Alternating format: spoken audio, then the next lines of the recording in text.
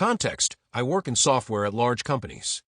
Eventually, software that is written needs to be deployed to a computer somewhere. Software changes are one of the biggest reasons for bugs or outages. But the way many software companies work is every change increments a version number.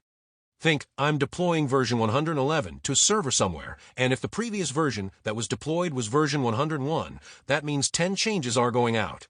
If one of them fails, we basically need to sift through the changes to find the bug and revert the changes. Deploying regularly is good practice and keeps the amount of code being deployed low and allows us to quickly identify failures. Problem: it was literally impossible to follow this rule, as simple code changes implied greater than 100 deployments.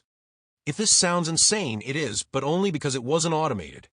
This meant that pretty much any change required manager approval.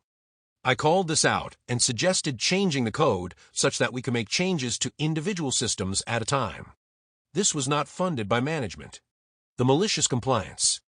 I blocked literally every change because we're not following policy and made them ask for manager approval. This forced managers to confront the unfollowable policy and to understand the complexity of what they were asking. But they kept approving changes anyway. So I kept it up. Every change was going to follow this policy. Then management would be forced to approve the change anyway, invest in the code changes to isolate services, or abandon the policy. While there was an initiative for automation, time to delivery was long and only reduced the number of manual actions to about 30. After 9 months and dozens of overrides, a new initiative that was critical required rapid changes. I made a document outlining how many times the policy had been overridden, what could be done to follow the policy, but ultimately recommended that we either invest now in the changes to allow this to work, slow down the critical project to follow policy, or abandon it. It was abandoned.